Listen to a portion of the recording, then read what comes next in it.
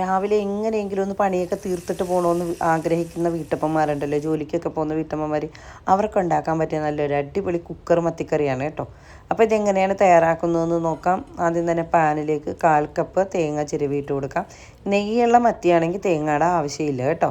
ഇനി ഇതിലേക്ക് 1/2 ടീസ്പൂൺ വലിയ ജീരകവും 1 ടീസ്പൂൺ കുരുമുളകും ചെറുതായി അരിഞ്ഞ ചെറുള്ളിയും ഒരു ചെറിയ കഷ്ണം ഇഞ്ചി, ഒരു 3-4 കഷ്ണമൊക്കെ അരിഞ്ഞതും കറിവേപ്പിലയും കൂടി ഇട്ടിട്ട് അതിൻ്റെ വെള്ളമൊക്കെ വറ്റി വരുമ്പോൾ കുറച്ച് വെളിച്ചെണ്ണ കൂടി ഒഴിച്ച് കൊടുക്കാം. എന്നിട്ട് ഗോൾഡൻ കളറായി വരുമ്പോൾ മഞ്ഞൾപ്പൊടി, മുളക് പൊടി, മല്ലിപ്പൊടി ഇട്ട് മൂപ്പിച്ചെടുക്കാം.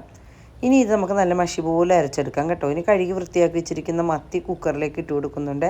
അരച്ച അരപ്പും വളരെ കുറച്ച് വെള്ളം ചേർത്താൽ മതി കേട്ടോ ഇതിൽ.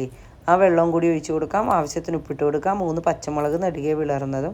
പിന്നെ റിയാദിലൊക്കെ ഏത് പറഞ്ഞാൽ കറിവേപ്പിലൊക്കെ ഭയങ്കര പഞ്ഞോണേ, അത് കാരണം ഞാൻ 4 കറിവേപ്പില 8ആയിട്ട് കീറിയൊക്കെയാണ് ഇട്ടിരിക്കുന്നത്.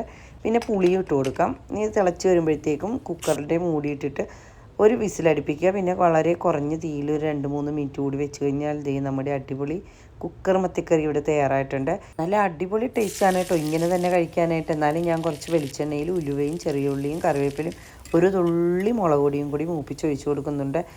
പുട്ടിൻ്റെ കൂടെയും അപ്പത്തിൻ്റെ കൂടെയും ചോറിൻ്റെ കൂടെയൊക്കെ നല്ല അടിപൊളി ടേസ്റ്റാണ്.